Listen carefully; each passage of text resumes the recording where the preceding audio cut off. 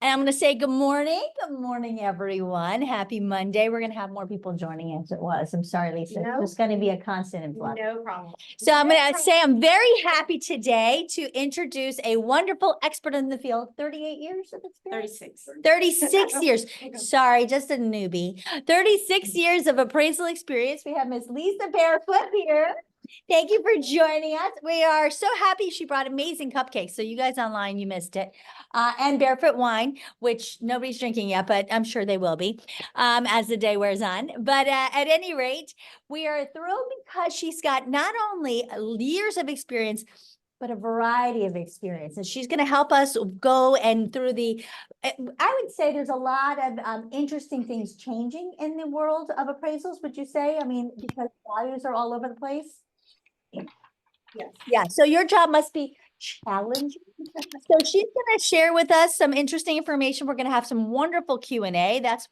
So you guys online, feel free to raise your hand, what have you, and I'm going to be helping to answer questions as well, because that's what this is about. This is about us having our questions answered so that we can really understand how to really help the appraisers also to the very best we can when we have an appraisal to get our value.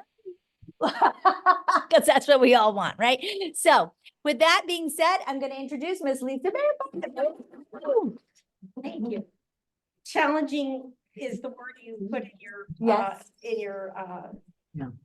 social media, and challenging is the word that we were as appraiser encouraged to use when I worked as a staff appraiser at Wells Fargo to interact with agents and homeowners. You know, we did purchases and refis, and that was kind of a buzzword. We were encouraged that it was challenging. It wasn't difficult, it wasn't hard, but I'm pretty sure on a conference call or some sort of email we got, we were encouraged to use the word challenging. So it kind of makes me laugh when I'm like, yeah, that kind of sums it up, because there's so many different avenues to get the report done. And you know, sadly, if you speak to 10 appraisers, something completely different than I'm going to tell you, which isn't ideal. But like I said, the bare bones of looking for properties, every appraiser hopefully should be looking at it the same way. Can you give us that basic criteria? Because I like to help them when they're doing our PR reports and doing the CMAs. Can you give us that basic? As an example, I was laying in bed early this morning thinking about it. If you're going to list a home, you're in Sand Lake Hills. You have 2,400 square feet, 4-bedroom, 2-bath with a pool, and it's been completely renovated. You know, from when it was the late 79, 80s to you walk through it now and it looks like new construction. They've ripped everything out, and you know, they've got this amazing pool in the backyard, and but again, the square footage and the bedroom and bath count should be your ideal, trying to line that up. So Sand Lake Hills maybe has 800, 900 houses, and there's so many of the same floor plans because it's a tract built subdivision. Hopefully that would be what's an alternative purchase, is what has sold as recently as possible. We're always encouraged to look for sales that have closed within the last 90 days. And in the perfect world, there are sales within the last 90 days. If not, we can expand our time 180 days and go back even a full year. But then looking at we run a report. It's an addendum that we run on every report that lenders want to see. What was prior activity from 12 months ago, 6 to 9 months ago, and then 90 to current day. And we can see if, well, prices were selling, if that 4.2 was selling at 460 12 months ago. Now the middle of the time frame, I'm sorry, my mind's going blank.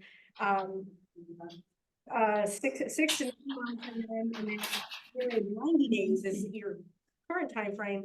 You know, it's sold at 460, then at the midpoint it sold at 469.9, and then within the last 30 days it's at 499. We can see that recently goes, you know, your prices have increased from that. So if you're going to from that older time frame, we always look at the date of the contract. When was the contract written? And then we, as the appraiser, can adjust the time to show the appreciation. Calculate, oh, there's been, and I can't do this, there's been an 18% increase in the last 12 months, then we could adjust that older comparable to show that time has, there's been an increase. Or sometimes it's the complete, it could be a negative.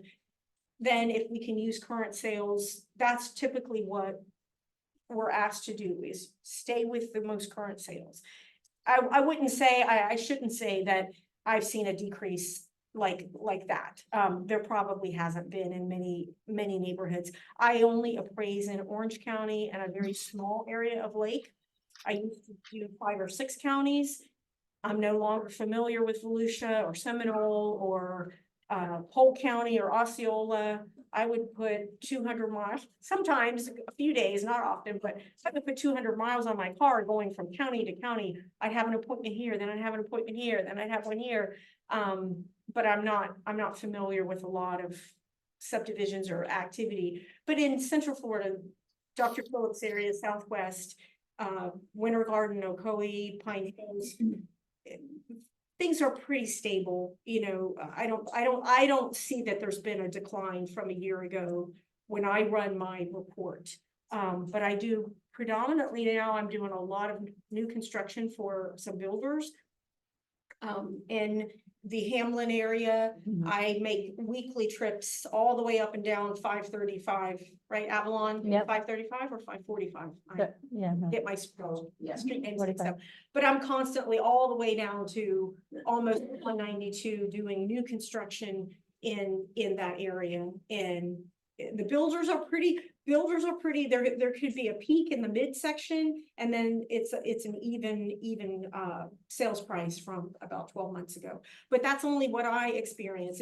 If another appraiser is working in different counties or going down into Osceola, it could show a different trend. But just from what I'm seeing, things are pretty stable. But there's a lot of cash buyers. They don't need an appraisal. They don't need financing. They're coming from somewhere else, and they're, shelling out their dollars. Once that sale gets recorded, it's a comp for us. It's a cash sale.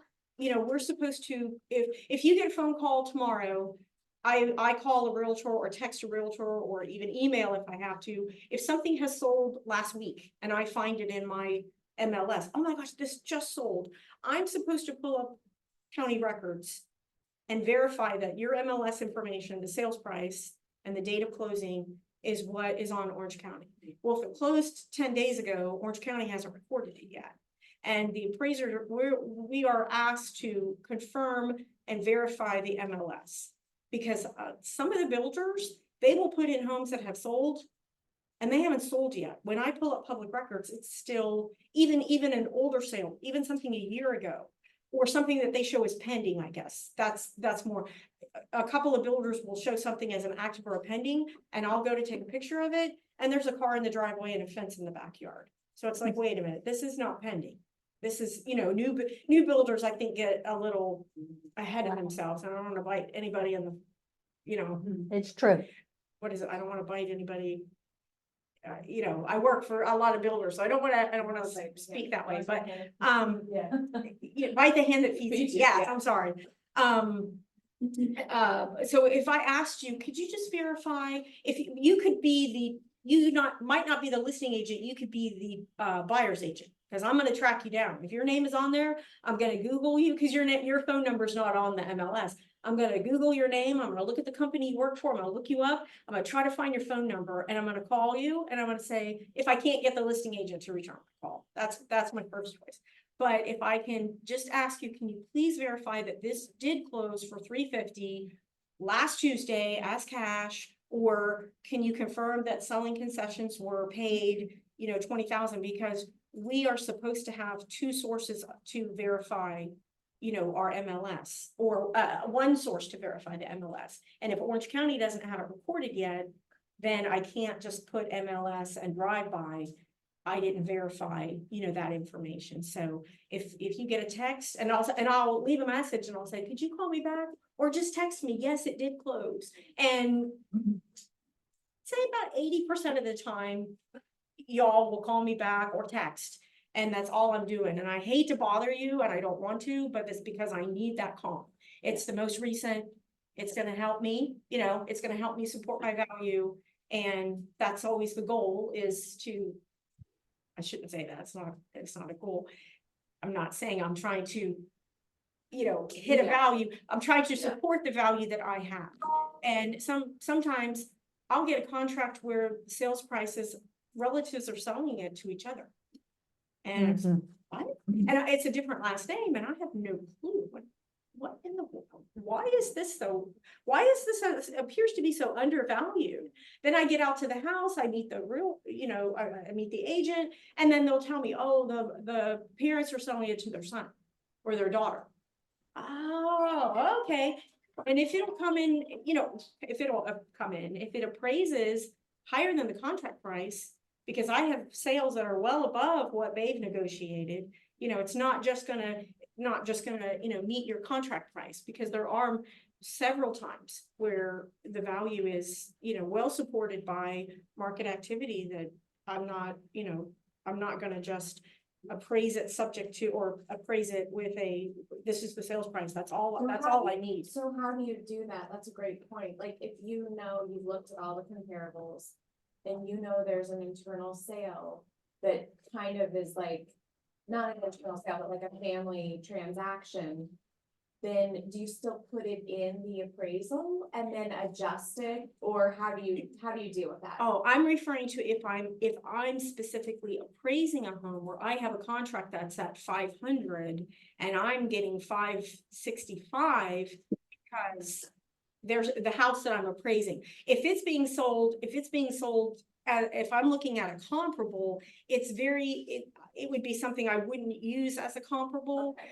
As far as I know, it's difficult, and I may sound really ignorant to say this, I'm not aware of an adjustment that I can say, well, they sold it, sold it to their son. There's really nothing of an adjustment that I can say. I could mention it, I could discuss it in my comments, but if it's so undervalued, it wouldn't be a good representation of typical market activity. I guess that's what we are opposed to looking for, is typical sales, not anything that's skewed or biased from the seller or the buyer. So that wouldn't be a typical market activity. If a husband or a family is selling it to their son, if they didn't list it in the MLS and give everybody fair access to it, and they were going to, discount it or however they decided to price it, then that's not a comparable that most likely that I would be able to include in my sales, in my report.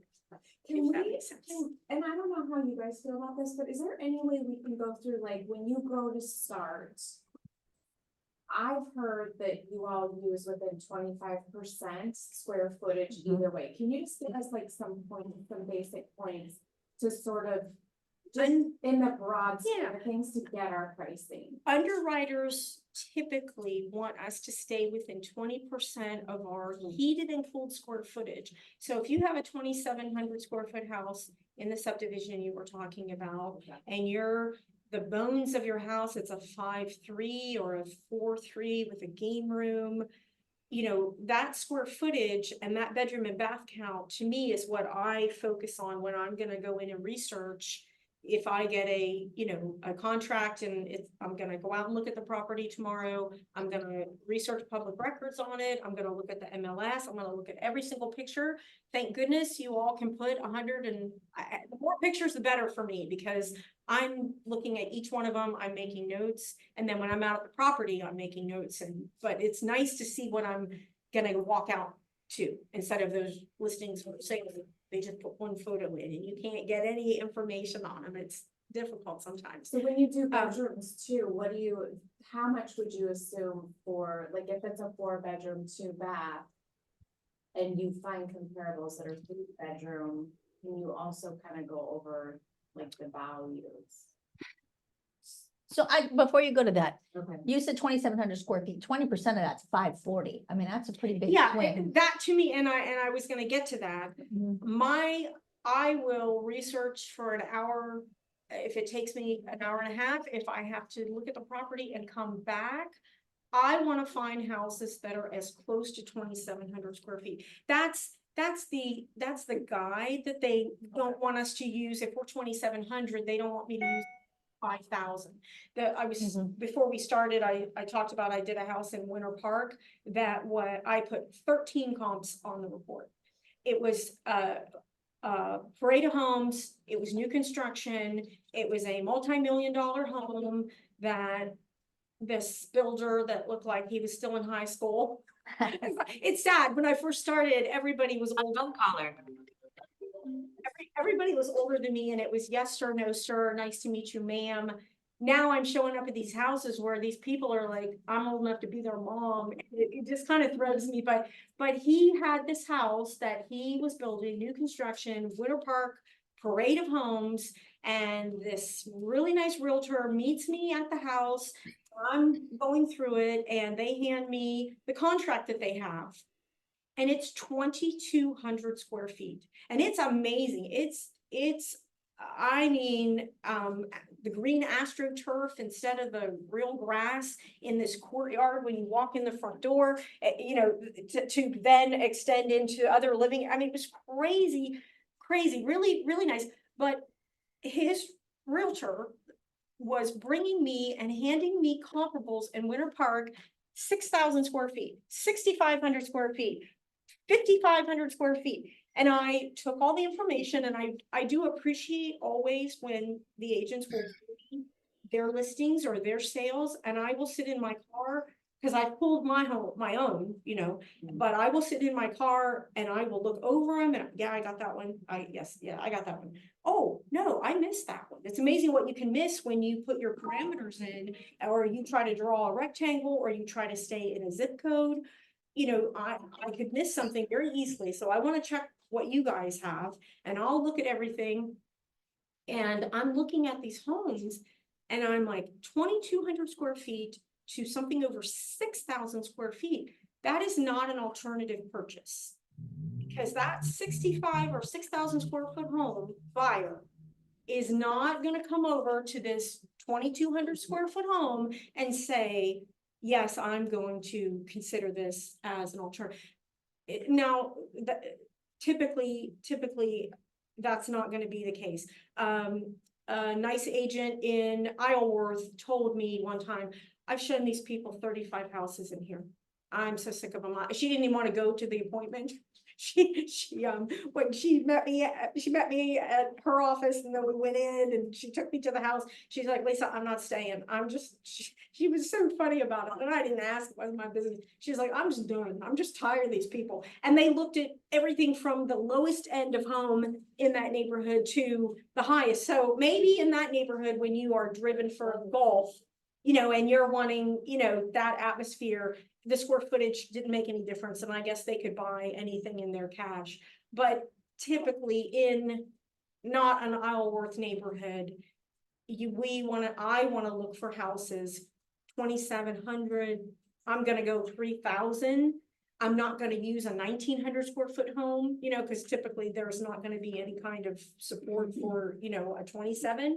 I'm trying to stay as close to that 27. But the underwriting guidelines that we get are, you know, your sales should be within a 20%.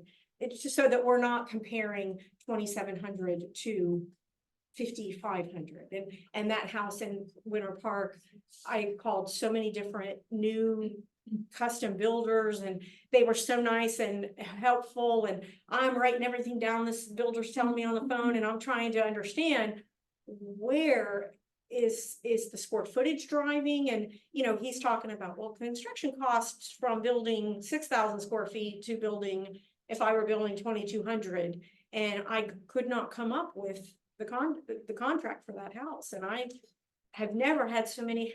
So I took 3 more days to drive back out to Winter Park and take other photos after I had called and verified information from some of these new builders that were, you buy a house there, you tear it down, and then you build a new one.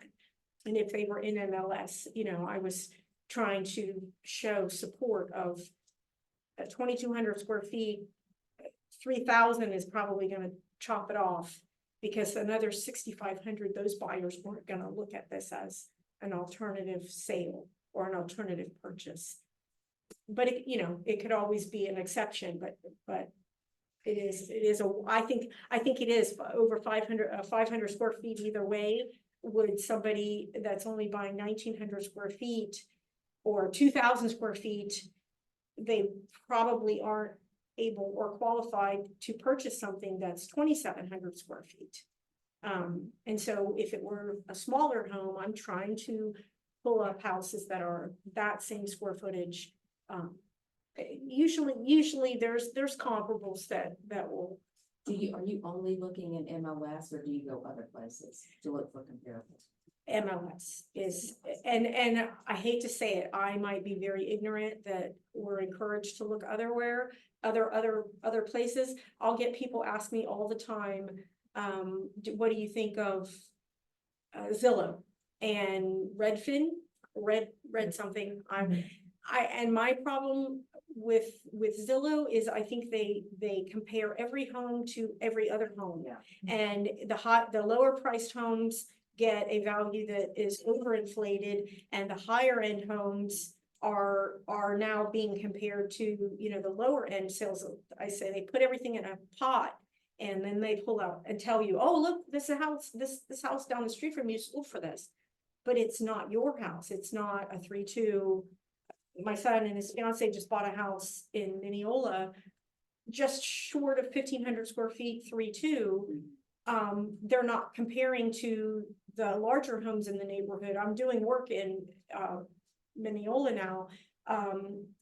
His house ranges from like 1,500 to from Meritage Homes, and then Ashton Woods is building a 3,600 square foot home, 5 bedrooms, 4 baths, 4.5, I think. There's no comparison to the street he lives on, and the home buying at the lower end of the subdivision to the higher end homes.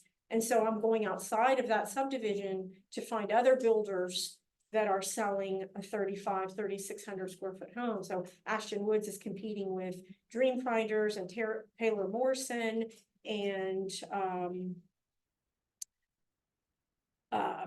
Mattamy Homes, using that same bedroom bath count and square footage within 100, 200 square feet.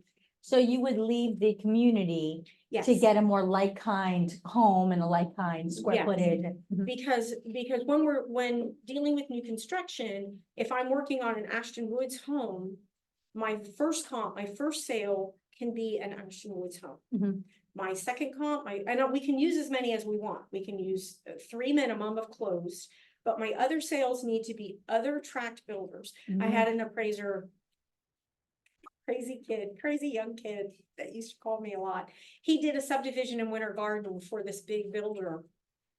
And every home he used as a comp was built by the same as the subject. And he kind of bragged and laughed about it. And he did the whole subdivision. This was years ago when it was built.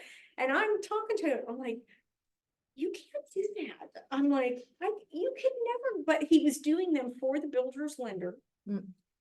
And I guess it was all hunky-dory for him but appraisal guidelines and our ethics and our what we're appraising is what's an alternative purchase to our subject, not is what is the builder selling that same floor plan for Right, on another street. 6 times over on another street. Right. You'll always be able to support your market value, Yeah. the value or the sales, your contract price, if you're using the same builder as comp 1, comp 2, comp 3. And I've reviewed appraisal reports where they want you to verify all this information. They're being audited. That's our fears. Oh my gosh, I'm going to be audited. They're going to review.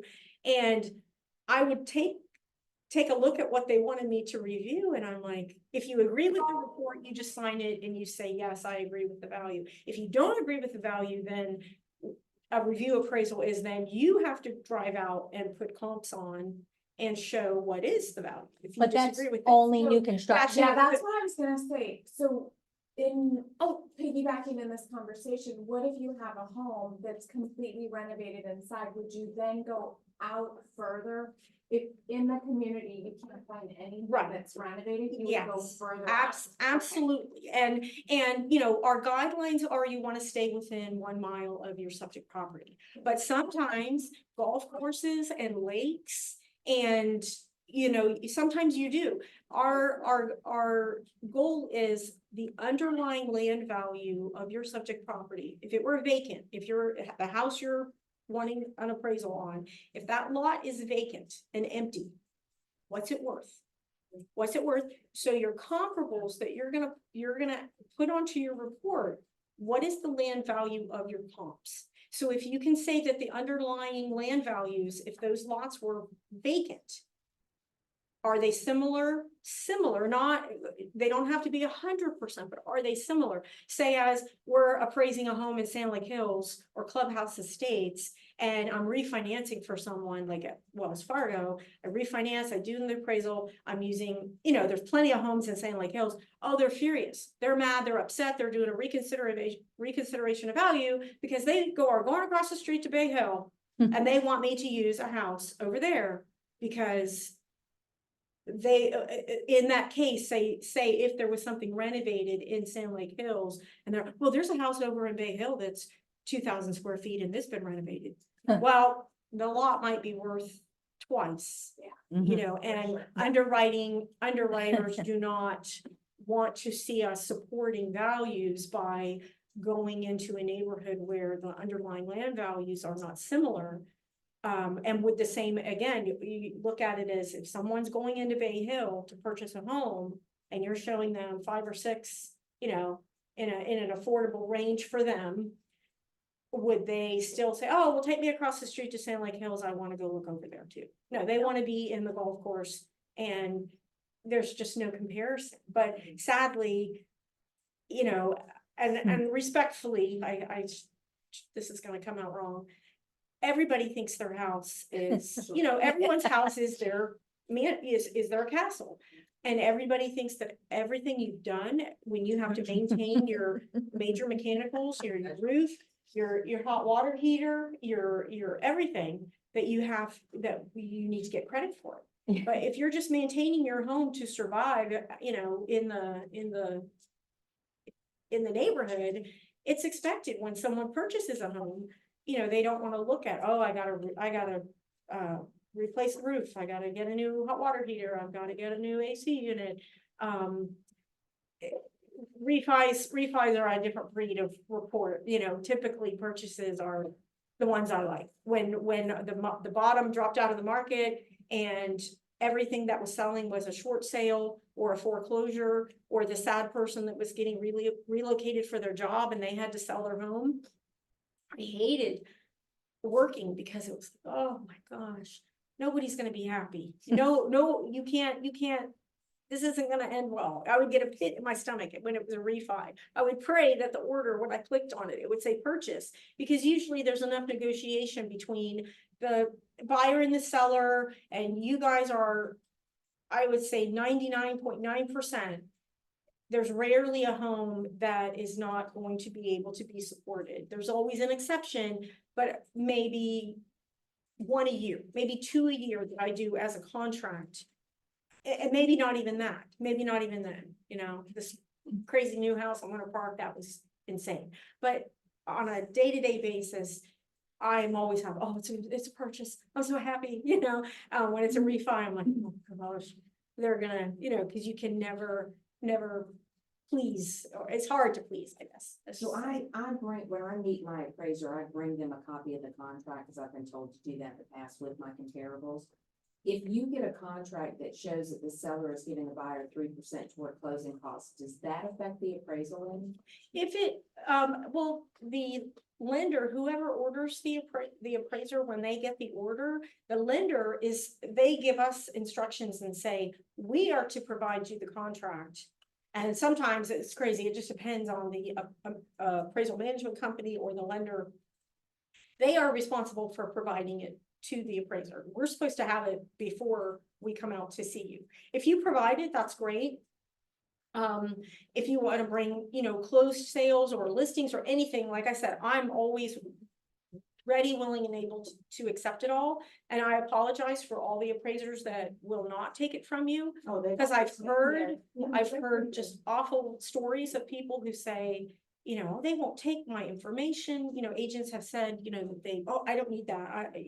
I know my job. And it's like I said, I could easily miss a sale from parameters or a zip code or square footage or something that I just missed. So if you have something, I want to look through it. But they should have a copy of the contract from the lender. They're supposed to provide it to us.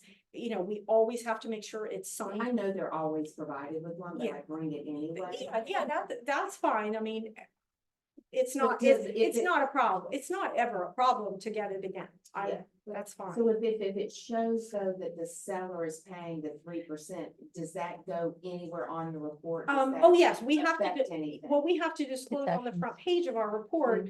The contract was provided to appraiser.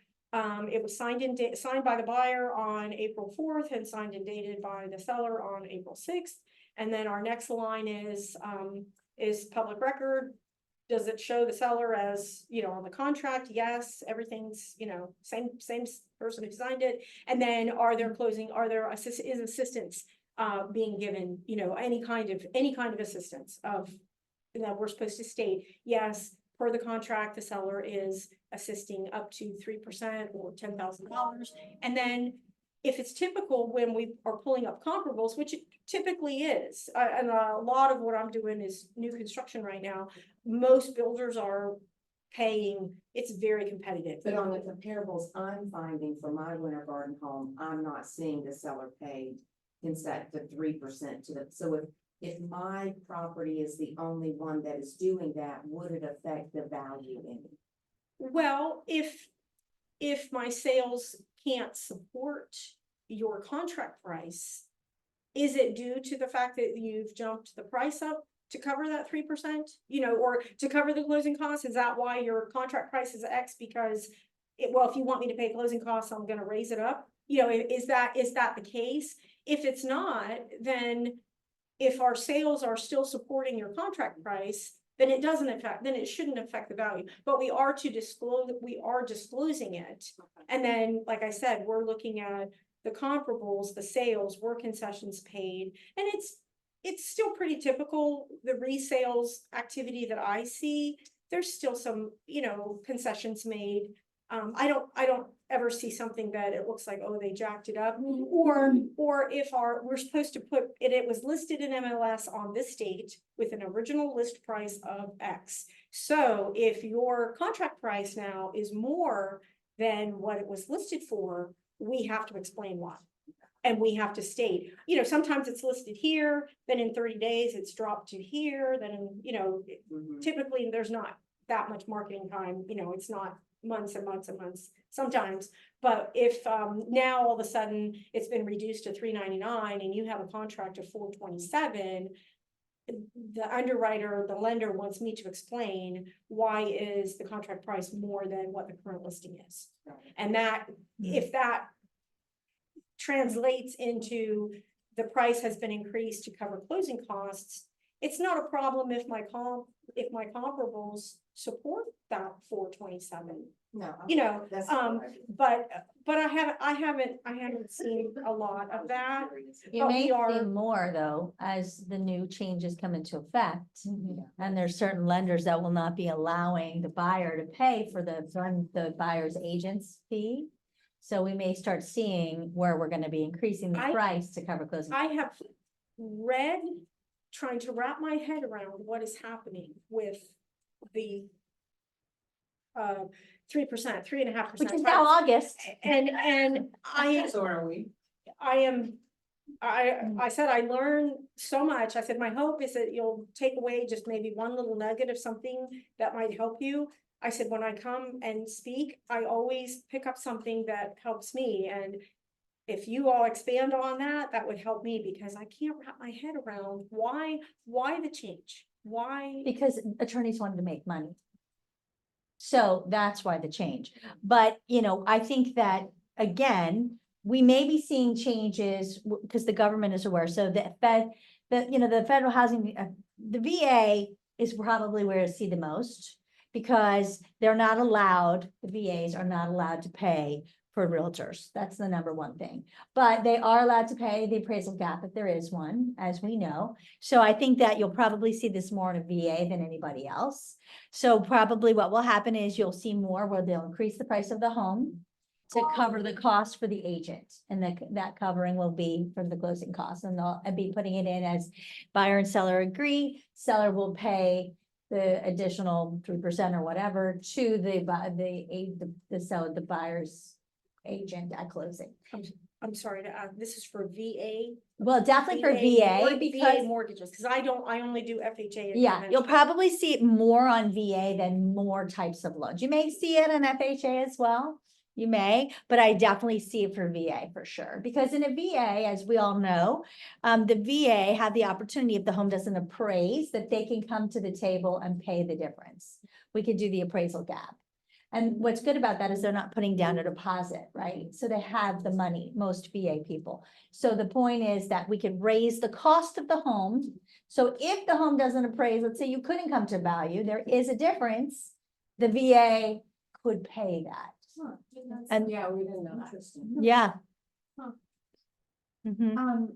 So we may see that. Oh, I have please. like 1,000 questions. No, I'm glad. I was hoping everybody would. ask. Number one, do you guys account for solar panels? This is the Oh. $1,000,000 question. Only if they are paid in full. And do you give a value for it? Well, I'm not an expert and I have not attended any of the, get familiar with solar panel webinars that I could take because I have such a limited exposure to them. Only if they're paid for that we can include them in the value. And the difficult part is that how many people put in solar panels and then sell their house? Well, There are also on that note, so my guy had a seller who has solar panels that were not paid off. Yeah. He was like, he said something like the appraiser has to assume No, more value. No, And he's then wrong. And then he furthermore said, he provided an actual solar panel addendum appraisal blank for the appraiser to fill out. that's because he sells them. And that's the BS that he sells. He does. That's what he does. I mean, that is his job. But my house in Winter Garden has solar panels, and honestly, the buyer chose my house over the other house. Because the buyer sees a value. Right. That's where the value comes from. The buyer exactly has an intrinsic value on it. God help them. But the The appraiser, lender does not see it as a value. no. unless they are completely paid for. And what value do you give it to? Yeah. Well. I'm probably not a good appraiser to speak about with solar panels because I have such limited See? the exposure that I've had. And when they're They do. gonna be a That's paid for. benefit, yes, but the hard part, and I talked to another appraiser, they might be able to tell you something much more intelligent than what. I've never heard anything intelligent, don't worry. Than what I'm gonna say, because if they are paid for, and they're selling the house or they're refinancing regardless. If they're paid for, then I'm supposed to include them as an amenity, just like a pool, a fence, anything else that is I wouldn't call it is it a site improvement? Because site are things that are done to the home, but I guess they can be removed and people have taken them off. Even I've done houses where, it used to have solar panels and we removed them. Yeah. And I was like, really? But the problem I have, and again, you could speak to someone else, is if I have a house with solar panels, I have to come up with comparables with a solar panel and one with and one without. Paid for, to- by the way. Just like I'm trying to extract the value for a swimming pool where I find an identical home, 3-bedroom, 4-bedroom, 3-bath, 4-bedroom, 3-bath. This one has a pool, this one doesn't have a pool, hoping that everything else is hoping that everything else is similar, or equal, that the condition of the houses are the same, so that you can say, well, the house with the pool sold for $32,000 more than the house, and I'm just using that as an example. The home with the pool sold for $32,000 more than the 4.3 without the pool. Condition being the same, and the lot, one doesn't overlook a wooded retention and the other one overlooks a 2-story home, and has a horrible, peeping Tom, because that is how appraisers are always supposed to be able to say, well, unfortunately, you spent $97,000 to put this pool in your backyard. And of course, that's what the refinancing homeowner wants as a adjustment, but my market reaction is $32,000, and you're gonna get in the adjustment for a pool and a no pool, it's gonna be 32,000, or if I round it and leave it at 30, Yeah. that is the value. So the same exact thing would apply for solar panels. Is let's find a house that sold without one. I think I did one a couple months ago, and it'll come back to me in a second. I went 10 miles away from the subject to find another home with solar panels, just to find a house in Winter Garden built within the last 3 years to see, is there any home that has sold? No, there's one listed for sale, but in a 3-year period, I have nothing within 10 miles of my subject property that has sold with solar panels, because people that are gonna invest that much money, unfortunately, unless there's gonna be a death or a divorce, they're not gonna walk, they're not gonna sell their house. So it is like the just the worst situation for an appraiser to try to appraise a solar panel house. But there are many webinars that I have not taken, because most of the webinars that show up, they don't even give us 24 hours or 2 days notice to sign up for it. It's like, I've already got inspections that day. It drives me crazy. I wish I could stay home for a week and watch all these webinars, and I have one next Wednesday. I'm excited, and I signed up for it. So can we just say that we just heard from our wonderful 36-year appraiser, no value for solar panels. But again, there could be value In the future. There could be value, absolutely, and I have not been educated, and that is very lacking, that I No, you're good. probably should have. They're But I horrible. said, So what you said about the pool was interesting. So basically, we get questions all the time, right? What do you think if I update my home? What do you think is gonna bring the most value? Obviously, pools now cost about 80 to 90,000. However, the value that's given is 30. Maybe. I just could use that as just a very easy example. I did an appraisal in Sand Lake Sound. I'll get my directions missing. A gentleman and his partner are splitting up, and he's gonna buy her out. And they bought the home from Mattamy Homes. They're on the lake, and they put in a pool and they put in a boathouse, a dock and lift and covered area. And I'm walking out in the backyard, and I'm taking pictures, and we're talking about what he paid after he purchased the home. And I said, your pool's probably 110, just, the vanishing edge and, just amazing. He's like, it was 150. And your dock, I'm gonna say, dock was probably 75,000. And he goes 65. And I was like, okay. And I'm trying to factor, but luckily all my houses had pools, that I could comp out, and I didn't. But again, if someone wants to know what can they put in, yes, put in a pool that you like, but the cost of it doesn't necessarily translate into the value a few years later. And I'm not saying that a pool gets you $30,000. It's commensurate with the price range of your home. Right, sure. Way back in the day, let's just say way back in the day when you lived in Sand Lake Hills in the 80s, you put a pool in your backyard, it was probably $25,000, and that was a really big 40 by 20 pool. I've never seen a 40 by 20 pool in the last 5 years unless I'm in, a $1 million home, because now the pools are $80,000 and they're half that size, because they put in the fiber optic lighting, and they put in the, multiple brick pavers, and they put in the big fireballs that, gong at 6 o'clock, and, all the lighting, the pools have become more and more expensive. But it's just not gonna translate into you spend $100,000 for a pool, and 5 years later you wanna sell. And if you're competing with 4 other homes in a subdivision, let's just make it easy, for example's sake. If you're competing with other houses that are listed, well, I paid $150,000 for my pool, so I'm gonna get that. It depends on, you were talking about from the buyer's look, if they wanna come into a subdivision and they look at 5 houses with pools. Yeah, this one has the nice pool, but this one has the extra room in the house that my mother can come and stay in for 6 weeks over the summer. So we're gonna pay more for this house because you're gonna scream when I say it. I shouldn't say it. A pool is a pool is a pool is a pool. I have never, and again, you probably beat me back out to my car when I say this.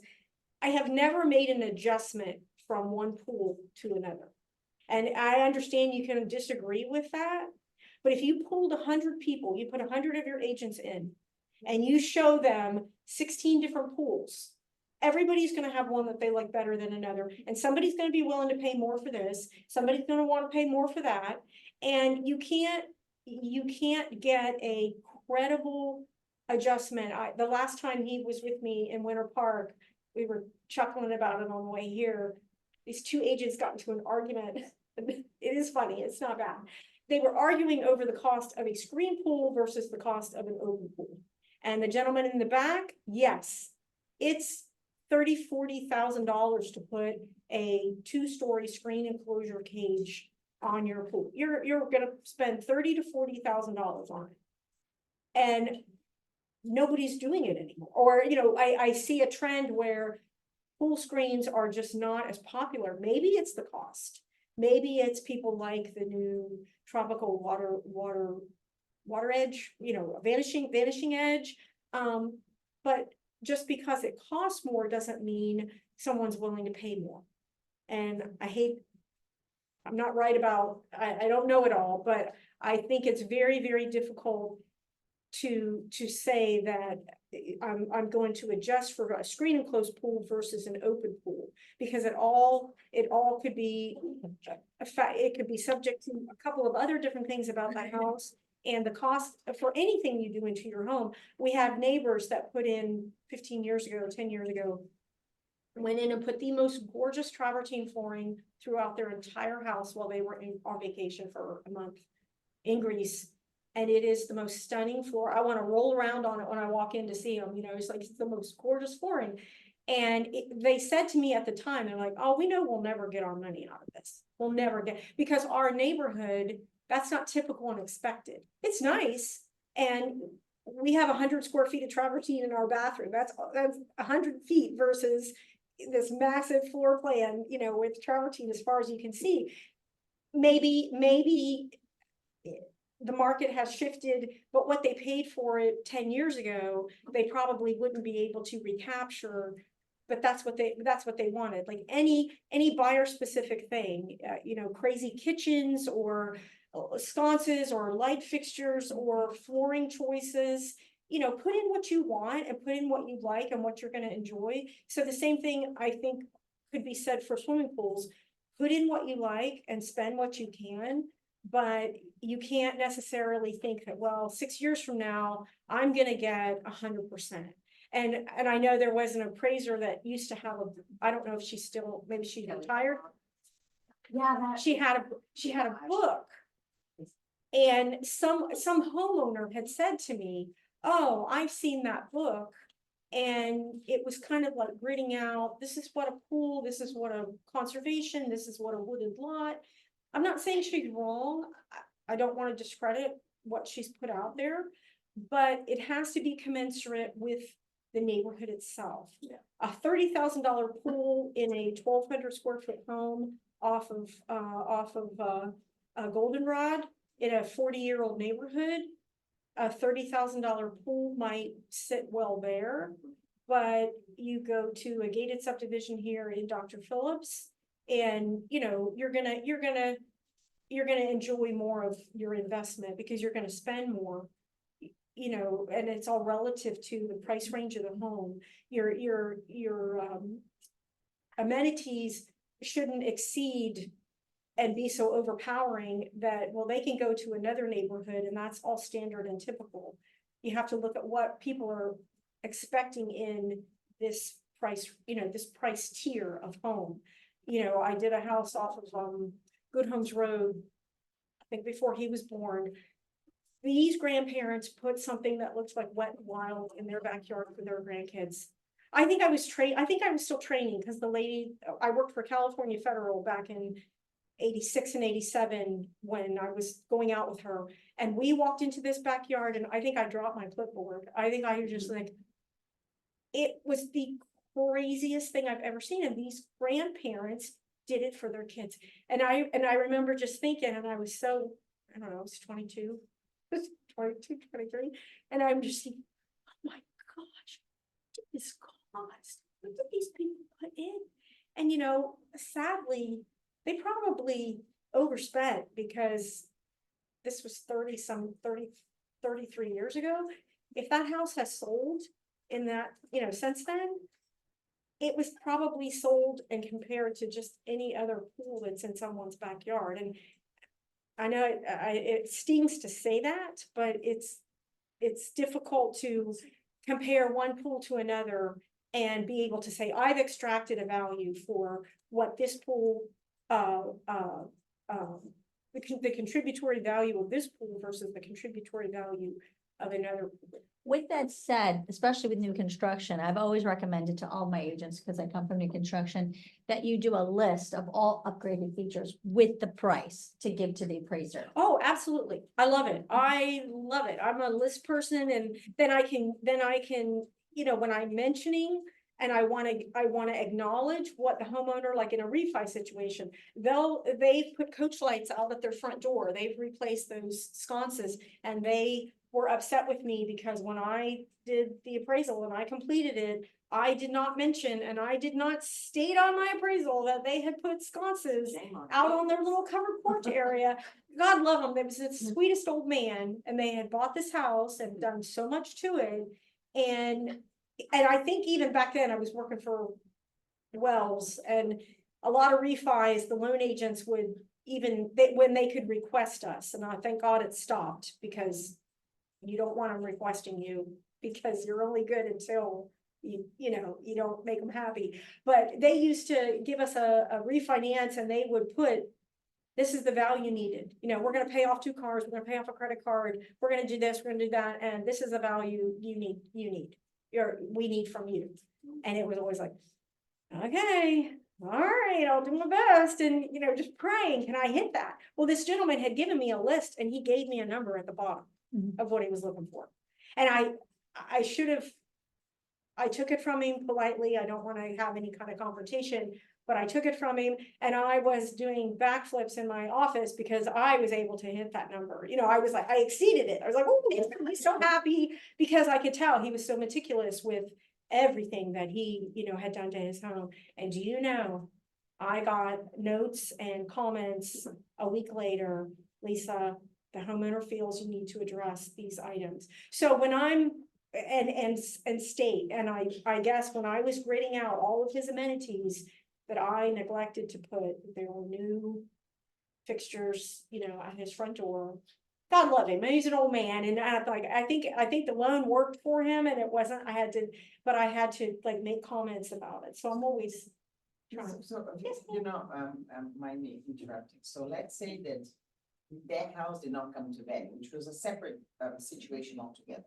Let's say that we have a realtor, and the realtor is gonna put a rebuttal letter and is going to send to the lender. Have you ever seen a rebuttal letter work? Yes. Oh, yes. I had one where they provided a comparable, and I was like, you know what? As much as I think I know, that's a better comp, because the lady that trained me in the very beginning, she said, Lisa, every time you make an adjustment on your grid, every time you make an adjustment, your subject is here in your, you know, your comp 1.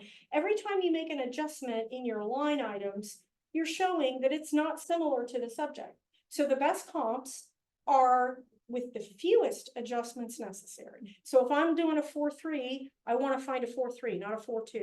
And if I'm appraising a 3.2, I'm not going to be looking at a 4.3 because I feel bedrooms jump from 3s to 4s. Sometimes 4s to 5s are similar when you have similar square footage, but I honestly, and I bold it, I put it in all capital letters, and I say, this comparable that the realtor or even the homeowner has provided, something that I missed. And I'll say, this is a better comparable, it's more recent, and I'm replacing this sale that I used.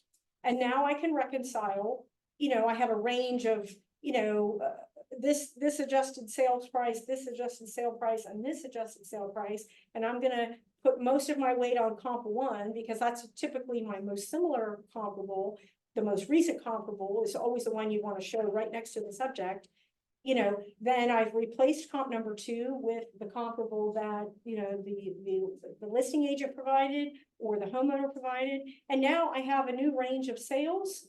And yes, and So I you have, have taken a rebuttal letter, yeah. you have Oh. adjusted an appraisal, even though it's sent. Yeah. You guys do? now, I've disputed 2 appraisals and I've won both of them that I Wow. disputed. good, That's good, awesome. good. And the sad thing is, and I've heard it from many agents speaking in offices or just meeting agents, that appraisers think they know everything and you can't tell me, and I'm not replacing anything, I'm not putting on a comp. It's like, shame on them for not saying, yes, I made a mistake, or yes, I can agree that, yeah, that's a good comp, and I didn't see it. And that's why, like I said, I will sit out in front of the house and, look at a comparable that might be better, more suited to the subject. And, the flip side of that was the homeowners giving me comps that are on the other side of the neighborhood that back up to the wooded preserve, that have a pool, that have a 3rd-car garage, all this is, wait a minute, I would have to make an adjustment for the garage, for the square footage, for the site, for the view. And you want me to include that because they're looking for, X. And so How do you do an adjustment for the square footage? Cause that's, like, you can't take what it is per price per square foot and just. right. My adjustment for square footage is on page 3 of the report is your cost approach, where we give a site value, what is the underlying land value of your site, land value, we've established what the lot is worth. And then right below that, we'll have the heated and cooled square footage. That's not including the garage or a, screen patio, screen porch, enclosed patio. Even if an enclosed porch has like a wall unit AC, that would be broken down separately. But the heated and cooled, 1st floor, 2nd floor, or everything that's under air conditioning, let's just say, just a simple example, because not good with numbers. I'm an appraiser, but I'm not good with numbers. Let's say it calculates at 157.30 a square foot. I have a online, I have a icon on my computer. I click on it. It's for 2024. It's current construction costs for right. It wouldn't be something you would purchase. It's, an appraiser aid that we use. And I have gone in and I have broken down, it takes about 8-10 minutes to run through it, and it gives me my cost approach based on I'm inputting what kind of appliances, how many appliances, how many AC units, the square footage, the screen patio, the screen porch. I see a lot of, I don't like doing reviewing other appraisals because I get so frustrated. Right below the bottom line in your cost approach is site improvements. And site improvements are your landscaping, your driveway, your sprinkler system, your generator, your wrought iron fencing, your screen enclosed pool, your boat dock, and your impact fees, for your county. All of those things from what I was taught, how long ago, are site improvements. I'm sorry, saying one word for another. I don't mean to do that. Those are all site improvements. And I cannot tell you, I have seen more appraisals that under site improvements, they put $10,000. I said, wait a minute.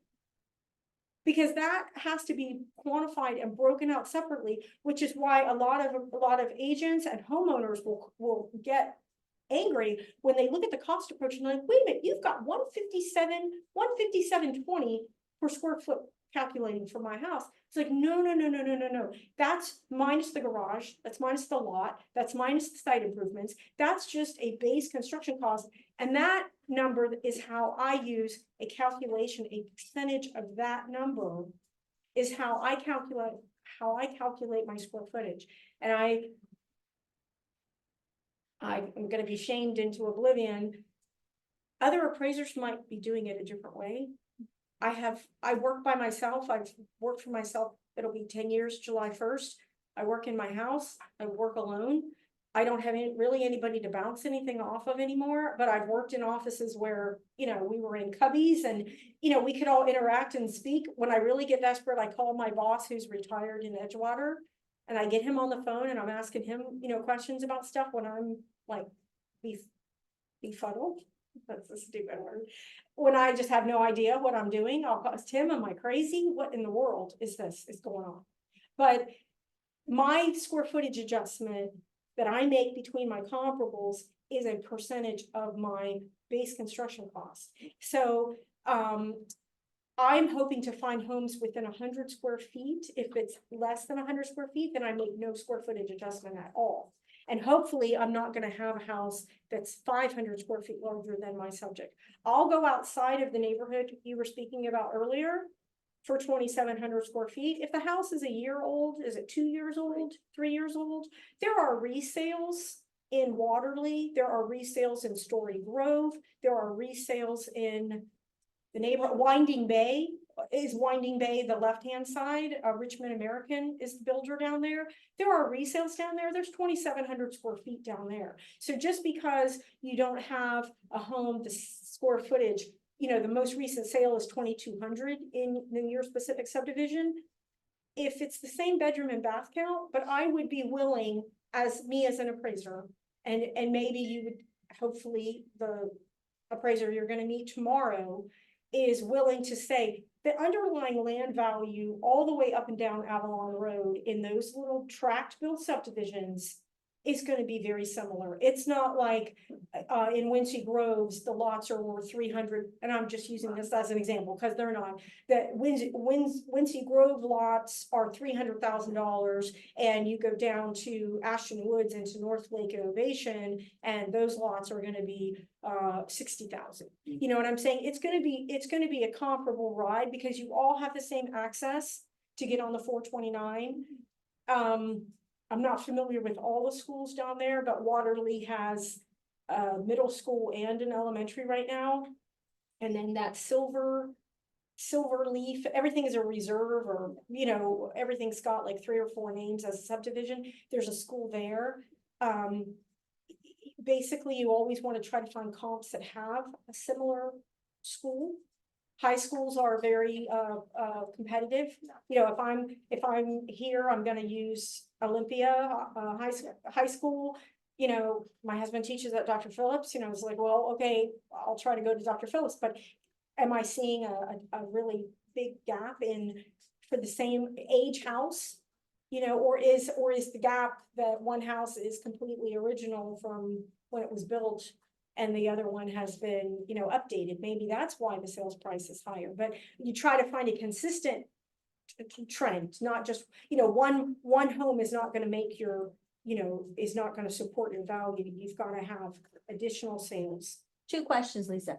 One, obviously, when you talk about construction cost, you're going to stay within single story versus 2-story. You're not going to use, because construction cost varies. That's the goal. That's Okay. the goal. And when I have a 2-story new construction, I am punching the air and screaming, you know, trying to find another tract builder with another 2-story home, Okay. you know, with the same bedroom and bath Right. count and square footage. Construction cost varies greatly between the first single story and 2-story.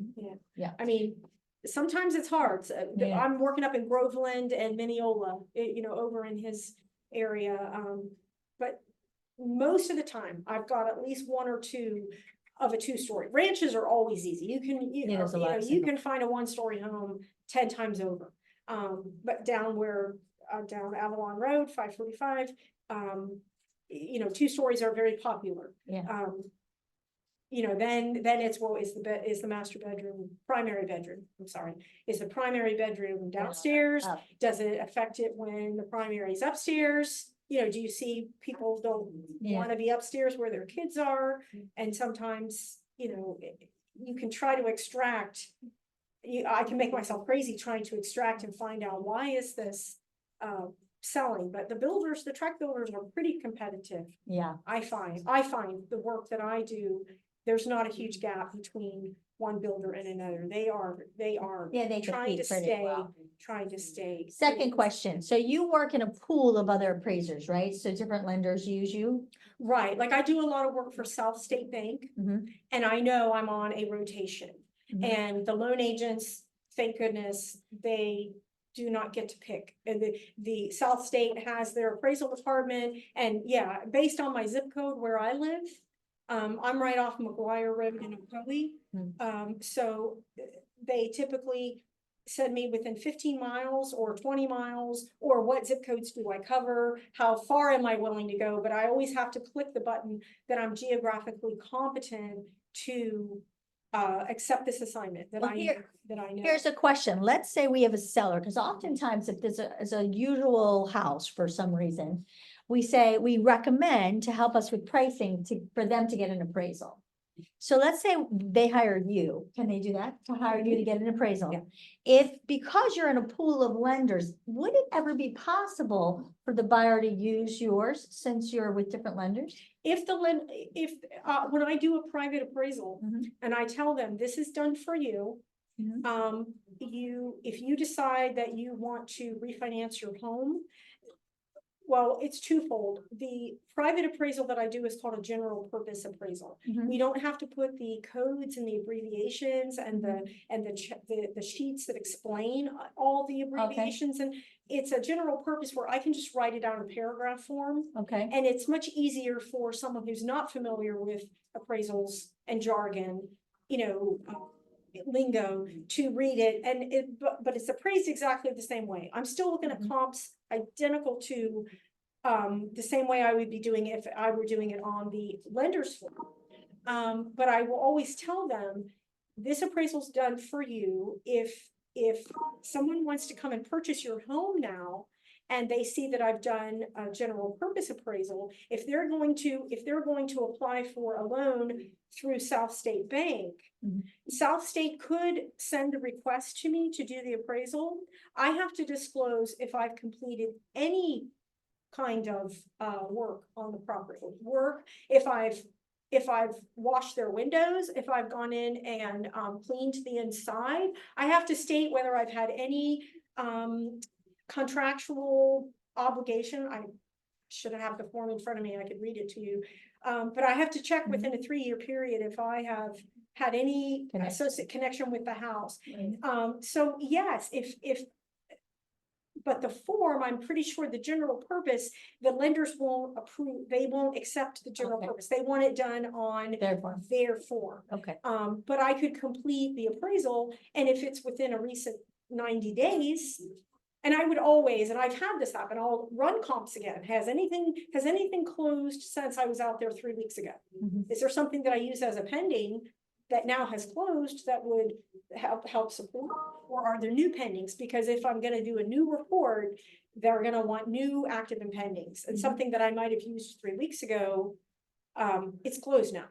And if I go to take a picture of it, there's no for sale sign in the front yard. They've already moved in, and I can't represent it and say, oh, it's still pending because it was pending, 3 weeks ago. I have to keep up with. And that's, I was kind of mentioning, some of the builders I get frazzled with because some of the lenders will state houses are active and pending, and they closed the loan, or they closed the house. Mhm. And I've driven up and I was like, wait, there's 2 cars in the driveway and they put fencing, and that's not but that's a builder problem.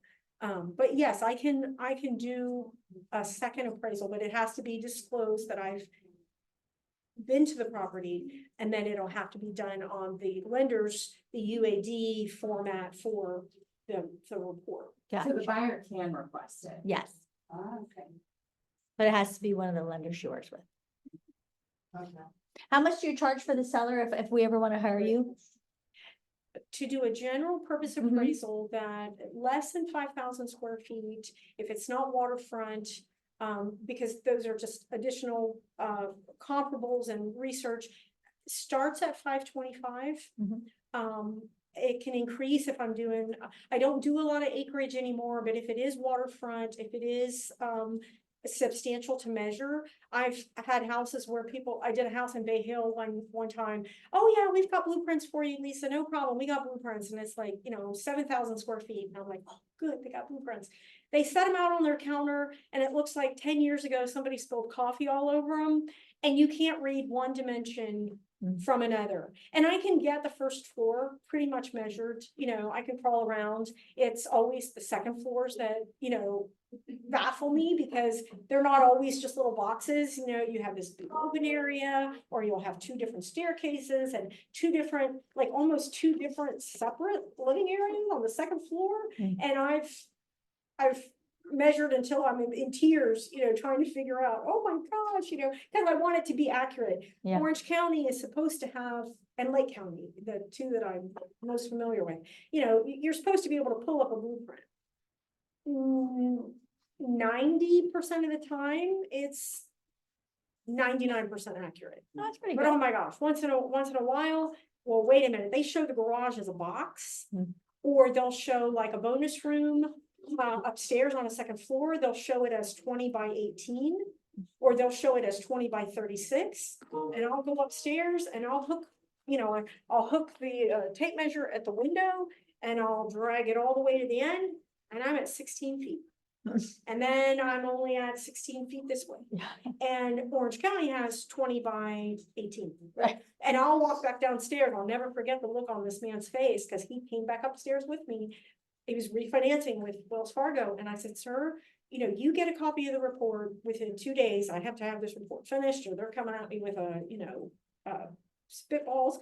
And I just want you to know that I just measured your second floor, and it is X by X, and it is not what the county has. And he's like, his eyes are bulging out of his face, and he comes upstairs with me, and I showed him, and I said, this is the square footage that I'm gonna show as your second floor. And it might not be significant, but there are times where he was with me one time for a house, he helped me, it was vacant.